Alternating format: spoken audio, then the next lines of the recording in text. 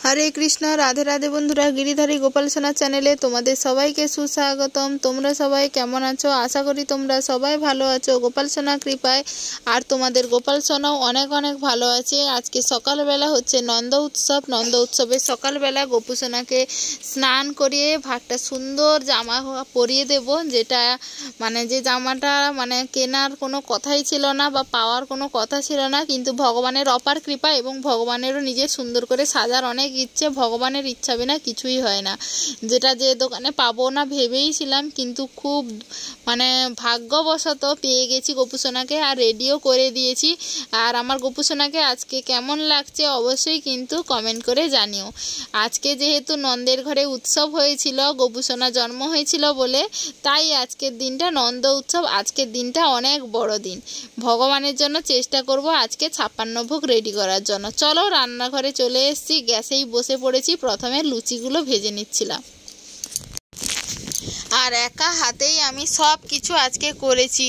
মানে ময়দা মাখানো থেকে নিজে লুচি বেলা থেকে ভাজা থেকে রান্নার সমস্ত আমান্য করা থেকে সমস্ত কিছু একা হাতে করেছি। দিদি ভাই একটু হেল্প করে দিয়েছিল অনেক পরে। এইগুলো আমি পিঠে পুলি সব নিজে একা হাতে করেছি। রান্নার সময় ও কিছুটা হেল্প করে দিয়েছিল, একটু সবজিটা একটু আমান্য করেছিল খানিকটা, আর না হলে পুরোটাই কিন্তু একা হাতে আজকে সামলে উঠেছি। আর বেশি মানে প্রবলেম হয় ছেলেকে নিয়ে করতে হলে, মানে ওটাই একটা অসুবিধা আর কিছুই নয়। ছোট বাচ্চা নিয়ে যাদের ঘরে আছে তারাই জানে এই বাচ্চা নিয়ে একটা কাজ করাটা যেন একটা যুদ্ধের মতো।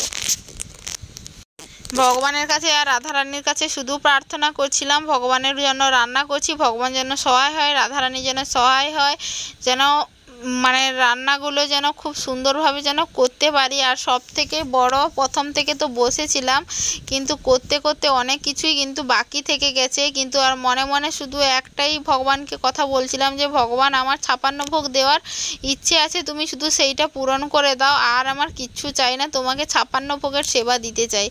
সত্যি কথা বলতে অনেক রেসিপি ভেবে রেখেছিলাম যেগুলোর মধ্যে অনেক কিছুই রান্না করিনি, কিন্তু লাস্ট অবধি যখন গুনে দেখি 56টা রেসিপি হয়ে গেছে। আর সেইটা জানি ভগবানের কাছে প্রার্থনা করলে ভগবানের সেবার জন্য জানি ভগবান যেমন করে হোক সেটা ঠিক পূরণ করে দেবে। এই সব আশা কখনো ভগবান কাউকে ফেরায় না। যদি কেউ ভগবানের সেবার জন্য কোনো কিছুই যদি চায় তাহলে অবশ্যই ভগবান তাকে যেমন করে হোক সেটা জুগিয়ে দেবে। ঠিক সেদিন আমার সাথে ঠিক এই একটা ঘটনা ঘটেছিল। মানে আমি একটা লিস্ট বানিয়ে লিখেছিলাম কি কি রান্না হবে, তার মধ্যে অনেকগুলো রেসিপি করা হয়নি, কিন্তু তারপরেও কিন্তু যেমন করে হোক 56টা ভোগ কিন্তু গোপু সোনার জন্য রেডি হয়ে গেছে। লুচিগুলো ভাজার পরে এখানে একটু সাতপুরি ভাজছিলাম। এইটা হচ্ছে সেই লুচি যে বেলা ছিল, সেই লুচি বেলার ভিতরে হচ্ছে নারকেলের যে পুর হয় সেই নারকেলের পুর দিয়ে মুড়ে তেলে ভেজে নিয়েছি। আরও একটা পিঠে করার কথা ছিল যেটা সময়ের অভাবে করতে পারিনি, সেটা হচ্ছে পাটিসাপটা। ওটা হচ্ছে চালের গুঁড়ো কিংবা ময়দার জল দিয়েও করা যায়, চালের গুঁড়ো দিয়ে একটু করলে ভালো হয়। ওইটা আরও করিনি, ইচ্ছে ছিল। আর মালপোয়া করেছিলাম গোপু সোনার জন্য। আর হচ্ছে যেটা সব থেকে মাস্ট, যেটা সবাই করে গোপু সোনার বার্থডের দিন, সেটা হচ্ছে তালের বড়া। সেটা অবশ্যই কিন্তু গোপু সোনার জন্য করেছি। আর একটা জিনিস যেটা আমার জীবনে প্রথম আমি গোপু সোনার বার্থডেতে করলাম সেটা হচ্ছে কেক, যেটা আমি আগের দিন বানিয়েছি, তোমরা দেখেছো ভিডিওতে। মানে গোপু সোনার বার্থডের জন্য একটা কেক বানিয়েছি। এতদিন ধরে গোপু সোনার সেবা করছি, কোনোদিন কিন্তু গোপু সোনার জন্মদিনে কোনোদিন কেক বানিয়ে দেইনি, কিন্তু এইবারে সেই আশাটা পূরণ হয়েছে। যদিও বা সেটা নন্দ উৎসবের দিন করলে পূরণ হতো না সেটা আমি জানি, তাই আমি আগের দিনই করে নিয়েছিলাম। নারকেলের নাড়ু বাঁধা আর হচ্ছে কেকটা, এই দুটো জিনিস আমি আগের দিনই করে রেখে দিয়েছিলাম। মালপোয়াগুলো একটু ছোট ছোট করে ভাজা করছিলাম। আর আজকে হচ্ছে বাড়িতে এসেছিল আমার মাসি শাশুড়ি, আর হচ্ছে তার মেয়ে, না জানিয়েই এসেছিল, মানে ফোনে পায়নি আর কি। মা যেহেতু অসুস্থ আছে তাই দেখতে এসেছিল আজকে। আর কাল অবধি তো ঝড় বৃষ্টি কিছুই ছিল না, ভাবছিলাম আজকেও যেন ঝড় বৃষ্টিটা না হয়, কিন্তু দুর্ভাগ্যবশত আজকে প্রচুর ঝড় বৃষ্টি হয়েছে। মেন কথা হচ্ছে ঝড় বৃষ্টি হলে অসুবিধাটা কি, যেহেতু আমাদের পুকুর ঘাটের ব্যবহার, থালা বাসন কড়াই সমস্ত কিছু ধুতে হয় পুকুর ঘাটে।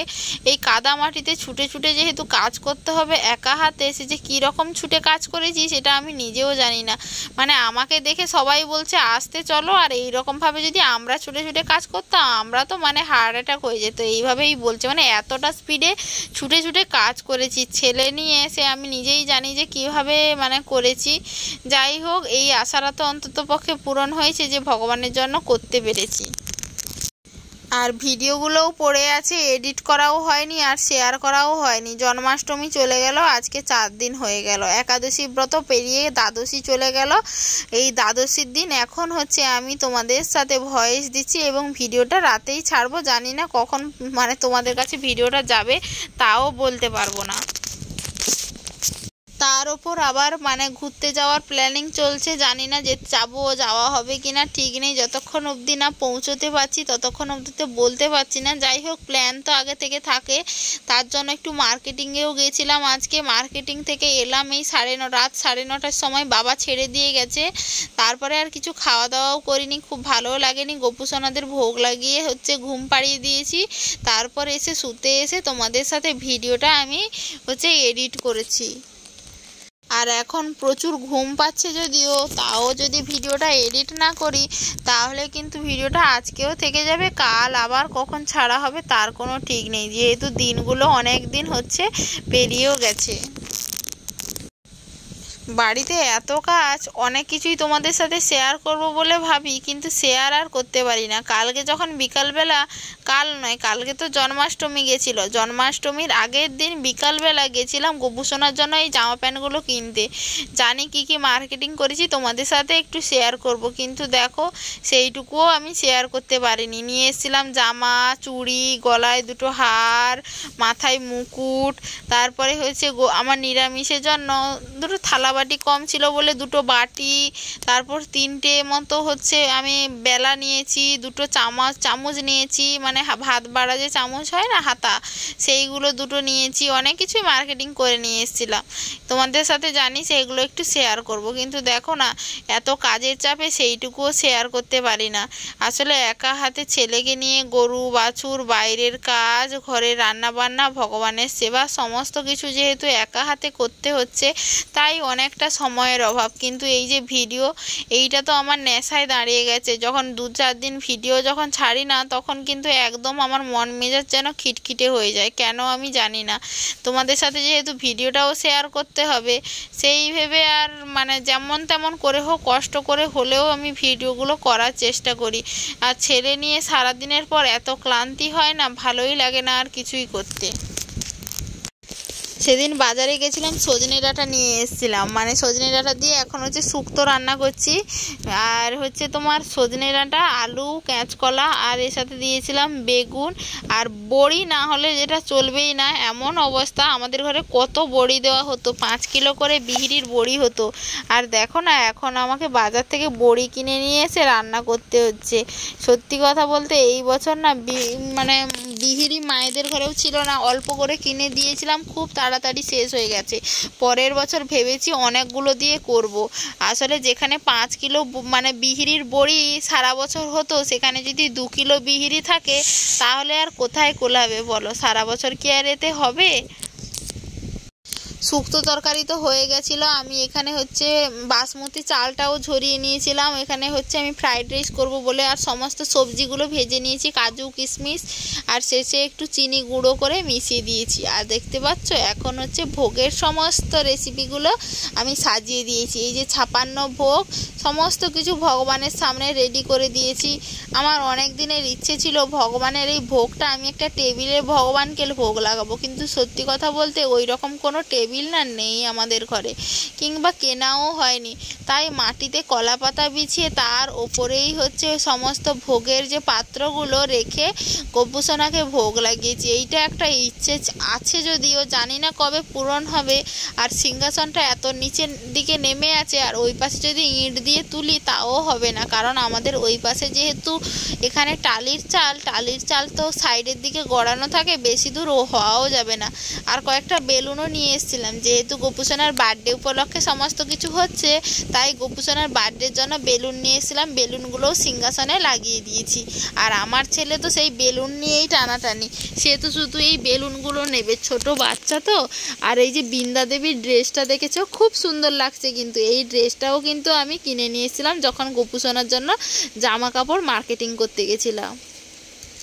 আর ভগবানকে যখন এই রকম সুন্দর করে রান্না করে সাজিয়ে দেওয়া হয় তখন যে মনের ভিতরে কী আনন্দ থাকে, যারা একমাত্র ভগবানকে অনেক কিছু দিয়ে সাজিয়ে গুছিয়ে দেয় তারাই জানে এর আনন্দটা আসলে কী।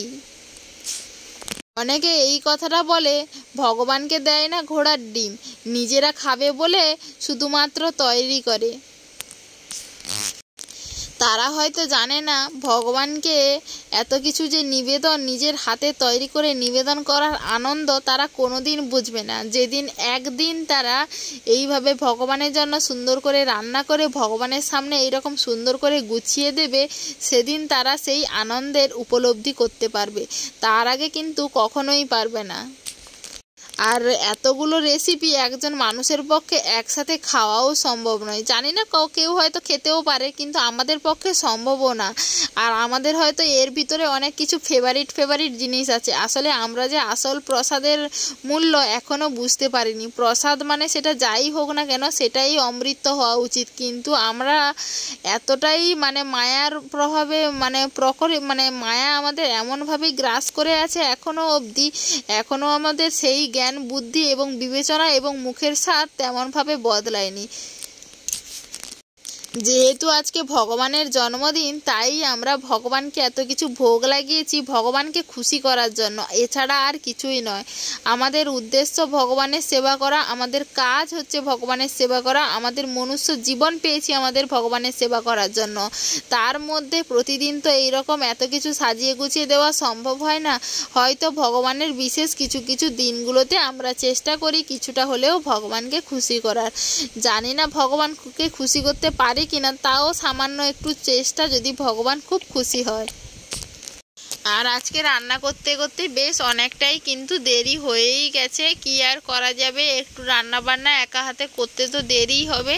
দেরি হলেও যাই হোক, মনে একটাই শান্তি যে ভগবানকে 56 ভোগ শেষ অবধি দিতে পারলাম।